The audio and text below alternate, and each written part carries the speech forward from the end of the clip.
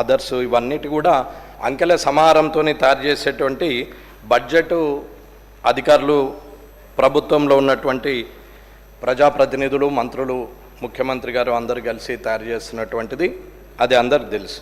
అలాగే అధ్యక్ష ఆర్థిక సూచికలు ముఖ్యమైనవి కానీ వాటి ద్వారా మనకు పాక్షిక సత్యమే తెలుస్తుంది. అంకెలు చూడడానికి ఎంత ఆకర్షణీయంగా ఉన్నా సామాన్య ప్రజలు జీవితాల్లోని వేదనను కష్ట నిష్ఠూరాలను అవి దాచిపెడతాయని చెప్పి డాక్టర్ అబ్దుల్ కలాం గారు అన్నారనేది అందరికీ తెలుసు. 2025-26 ఆర్థిక సంవత్సరంకు 3,04,965 కోట్లతోని బడ్జెట్ను రాష్ట్ర ఆర్థిక శాఖ మంత్రులు శ్రీ మల్లు బట్టి విక్రమార్క గారు సభలో ప్రవేశపెట్టడం జరిగింది. గత సంవత్సరం బడ్జెట్తో పోలిస్తే 2,91,159 కోట్లతోని ఇస్తే ఈసారి 13,806 కోట్లు అదనంగా ఈ సంవత్సరంలో బడ్జెట్ని అదనంగా ప్రవేశపెట్టడం జరిగింది. అధ్యక్ష 2014 నుండి ఇప్పటి వరకు మొత్తం అన్ని బడ్జెట్లో అంచనాలు వాస్తవంగా ఖర్చు చేసి చూస్తే ఆర్థిక రంగంపై ప్రభుత్వం ఇచ్చిన శ్వేతపత్రం ఆధారంగా నేను రాసుకున్నది ఏంటంటే 2014-15 61.9 అయితే 2015-16 84, 2016-17 93, 2017-18 80, 2018-19 77.6, 2019-20 97.5, 2020-21 86.1 ఇలా మళ్ళీ తగ్గుతూ వచ్చింది. ఏదైతే ఆర్థిక ఇప్పటి వరకు పూర్తి అంచనాను చేరింది లేనే లేదు. ఈ సంవత్సరమైనా పూర్తి అంచనాలకు చేరుతుందనేది నేను ప్రభుత్వంలో పనిచేస్తున్న ప్రజాప్రతినిధులకు కానీ అధికారులకు కానీ మంత్రులకు అందరికి కూడా నేను కొంచెం విన్నవించుకుంటున్నాను. అలాగే సంక్షేమ అభివృద్ధి సమపాళ్లలో రంగరించి అని బట్టి విక్రమార్క గారు అన్నారు, కానీ అది సగం పాళ్లలో అని రాయవలసి ఉండనేమో అని నాకు అనిపిస్తుంది. ఎందుకంటే ఇప్పటి వరకు చేరినాయి అన్నీ సగం చేరినాయి, కొన్ని మొత్తం చేరినాయి, దాంట్లో విమర్శించాల్సిన అవసరం లేదు. చేరినాయి అని చెప్తున్నాం, చేరనివి చేరలేదని చెప్తున్నాం. అది ఏవి చేరాయి ఏవి చేరలేదు అనేది మంత్రులకు కానీ ప్రభుత్వంలో ఉన్న ప్రజాప్రతినిధులందరికీ కూడా తెలుసు. దాని గురించి వివరించి చెప్పాల్సిన అవసరం లేదు. వేరే రకంగా ఆలోచించాలనేది ఏమాత్రం ఆలోచనలో లేదు. ఇకపోతే మహాత్మా గాంధీ గారు అన్నారని ఉప ముఖ్యమంత్రి గారు అన్నారు, నీకు కనిపించని బలహీనునికైనా నిరుపేద ముఖాన్ని గుర్తు తెచ్చుకో, నువ్వు తీసుకున్న చర్య అతనికి ఉపయోగపడుతుందో లేదో అని నిన్ను నువ్వు ప్రశ్నించుకో అని చెప్పి మహాత్మా గాంధీ గారు మనకు స్ఫూర్తి అని చెప్పి బట్టి విక్రమార్క గారు అన్నారు.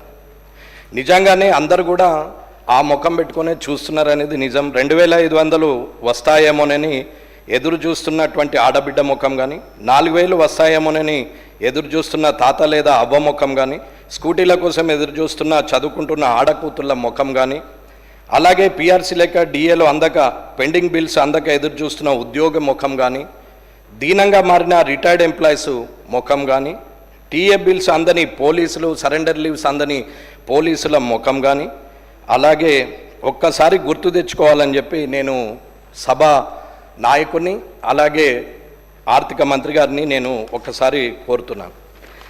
ఇకపోతే అధ్యక్ష వ్యవసాయం గురించి మాట్లాడితే ప్రతి ఒక్కరూ వ్యవసాయాన్ని రైతుని పొగుడుతూ రైతునే ఆదర్శంగా తీసుకుంటూ రైతు గురించే మనం ఎన్నో కష్టాలు పడుతున్నాం, రైతు సంక్షేమమే మన ధ్యేయం అని చెప్పేసి ప్రతి రాజకీయ పార్టీ నాతో సహా ప్రతి రాజకీయ నాయకుడు మాట్లాడుతూనే ఉంటాడు, రైతు గురించి చెప్తూనే ఉంటాడు.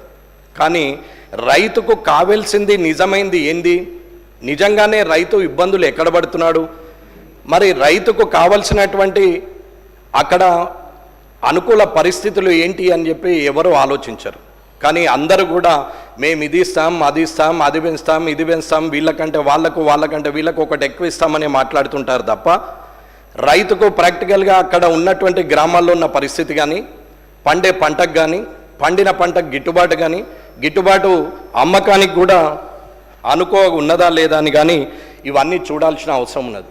కానీ అధ్యక్ష అందరూ రైతే రాజు అని మాట్లాడతారు, కానీ రాజులాగా ఉండే రైతును చేద్దామని మాత్రం ఎవరు ఆలోచించారు. రైతు రాజులాగా అయితే అక్కడ నిజంగా సుభిక్షంగా ఉండే పరిస్థితి ఉంటుంది. రైతు పంట పెట్టి నుంచి పంట పండే వరకు, పండిన తర్వాత దానికి ఇంటికి వచ్చే వరకు ఇంటికి వచ్చిన తర్వాత అమ్ముకోవడానికి సరైన ధర దొరికే వరకు రైతుకు గ్యారెంటీ లేని జీవితం ఉంది అంటే రైతుదే. అదే దానికి కూడా రైతును రాజు అంటూ మనం పొగుడుతూ ఉంటాం. ఏ ప్రభుత్వమైనా ఏ రాజకీయ పార్టీ అయినా ప్రతి ఒక్కరూ పంట పెట్టుబడి సాయం అని కొందరు, రుణమాఫీ అని కొందరు, రైతు భరోసా అని కొందరు, రైతు బంధు అని కొందరు, కౌలు రైతులకు ఇస్తామని కొందరు, రైతు కూలీలకు ఇస్తామని కొందరు, రైతు బీమా ఇస్తామని కొందరు, రైతులను ఊరిస్తూ రైతులను యాచకుల్ని చేస్తున్నాం తప్ప రైతుకు ఖచ్చితమైన ధైర్యాన్ని, మనోబలాన్ని వారు రేపొద్దున యువతరం కూడా డిగ్రీ చదివిన తర్వాత పోస్ట్ గ్రాడ్యుయేషన్ చేసినాక కూడా ఏ చదువు చదువుతావని అడిగితే నేను అగ్రికల్చర్ బీఎస్సీ చదువుతా, ఏం చేస్తావు నాయన నువ్వు అంటే నేను వ్యవసాయం చేస్తానే పరిస్థితికి తీసుకురావడానికి మాత్రము ఎవరు కూడా ఆలోచిస్తలేరు, నాతో సహా. నేను ఇది విమర్శగా నేను భావించట్లేదు. రైతుల కోసము ఆలోచించాల్సిన పనిని ఏంటి అనేది నేను అంటున్నాను. మేమిచ్చినామని అంటారు. గత ప్రభుత్వం మేము 18,000 20,000 కోట్లు ఇచ్చినామని అంటారు. ఇప్పుడున్న ప్రభుత్వం మేము 20,000 30,000 కోట్లు ఇచ్చినామని అంటారు. మేమిచ్చినామంటే ఇది అధికారుల పైసలా, ప్రజాప్రతినిధుల పైసలా, ప్రభుత్వం పైసలా? ఇది ప్రభుత్వం పైసలే. ప్రభుత్వం పైసలు ప్రజలకు ఇచ్చేప్పుడు ఇది మేమిచ్చినామని మాట్లాడుతూ ఉన్నప్పుడు అది ఎంతవరకు సద్వినియోగం అవుతుంది, ఎంతవరకు వాళ్ళు సంతోషంగా ఉన్నారు, నిజంగా వారి కాళ్ళ మీద వాళ్ళు నిలబడేటట్టు మనం రైతును తయారు చేస్తున్నామా, రైతును ఇంకా దీనస్థితికి దిగజేస్తున్నామా అనేది ఒకసారి అందరూ కూడా ఆలోచించాల్సిన అవసరం ఉంది. కోట్లు రైతులకు ఇచ్చామని చెప్పుకుంటున్నారు, కాదని నేను అనట్లేదు. కానీ రైతు నాకు ఇది కావాలా, నాకు రుణమాఫీ చేయి, నాకు పంట పెట్టుబడి సాయం చేయి, నాకు ఇది చేయి అది చేయి అని రైతు ఏనాడు ఎక్కడ ఏ ప్రజాప్రతినిధిని డిమాండ్ చేయలేదు. రైతు ధర్నా చేస్తే ఒక్కొక్క దానికి చేసిండు. అది ఒకవేళ ఫర్టిలైజర్ అందకపోతే, లేకపోతే పంట నష్టం జరిగితే, లేకపోతే పంటకు గిట్టుబాటు ధర రాకపోతేనే ధర్నా చేసిండు తప్ప రైతు ఎప్పుడు కూడా రోడ్డు ఎక్కి నాకు ఇది కావాలి అది కావాలని యాచకునిలాగా ఎన్నడూ అడగలేడు. కానీ ప్రజాప్రతినిధులు రాజకీయంగా ఆలోచిస్తూ ఓట్ల కోసం మనం చెప్పే మాటలే అవి రైతును యాచకుని చేస్తున్నాయి అనేది నా అభిప్రాయం. ఇప్పుడు రైతు పండించిన పంటలు ఏదనుకున్నా ప్రభుత్వము, ప్రజలు, ఏదైతే ప్రభుత్వం అంటే ప్రజలని నేను అనుకుంటున్నాను, ఆ ప్రజలు గ్రామీణ ప్రాంతంలో 65% ఉంటారు. ఈ 65% ఉన్న ప్రజల్లో 60% మంది రైతులు, రైతు కూలీలే ఉంటారు. వీరు పండించినటువంటి పంటలు ఇవాళ వరి కావచ్చు, నూనె గింజలు, పప్పు దినుసులు, పళ్ళు, ఆకుకూరలు, కూరగాయలు, కోళ్ళు, గొర్రెలు, మేకలు, పశువులు, చేపలు, రొయ్యలు, ఇట్లా ప్రతిదాన్ని ఆఖరికి గుమ్మానికి కట్టే గుమ్మడికాయ నుంచి దేవుని రూమ్లో కొట్టే కొబ్బరికాయ వరకు కూడా రైతు పండించిన పంటనే తప్ప ఆర్టిఫిషియల్గా తయారైంది ఏదీ లేదు. ఇది రైతు కష్టం ద్వారా వచ్చింది. కానీ ప్రజలందరూ ఏమనుకుంటారంటే ట్యాక్స్ పేయర్సే వల్లనే ఈ లోకం నడుస్తున్నది, ఇన్కమ్ ట్యాక్స్ కట్టడం వలన, జిఎస్టీలు కట్టడం వలన ఈ ప్రభుత్వాలు నడుస్తున్నాయి, ఈ ప్రజలకు సంక్షేమ పథకాలు ఇస్తున్నామని అందరూ అంటుంటారు. కానీ ఈ ట్యాక్స్ పేయర్లు కానీ ఈ ప్రభుత్వానికి జిఎస్టీ కట్టే వాళ్ళు ఎక్కడి నుండి కడుతున్నారు అనేది ఒక్కసారి ఆలోచిస్తే ఆ మూలం రైతే అనేది ఒకసారి ఆలోచించాలి. ఎగ్జాంపుల్, మనము పప్పు దినుసులు తీసుకుంటాం. రా మెటీరియల్ రైతు పండిస్తే దాన్ని దళారుల ద్వారా పోయి అది దాల్ మిల్కి వెళ్ళి దాల్ మిల్లో పప్పు దినుసులుగా తయారయ్యి అది మళ్ళీ మార్కెట్లోకి వచ్చి అట్లా 10 రకాలుగా చేతులు మారితే 10 రకాలుగా ఇన్కమ్ ట్యాక్స్లు కడితే 10 రకాలుగా ఎంఆర్పీల మీద జిఎస్టీలు కట్టుకుంటా వస్తే అది ఇవాళ ఇక్కడ ధనంగా మారుతుంది, ప్రభుత్వంలో ఖజానా నిండుతుంది.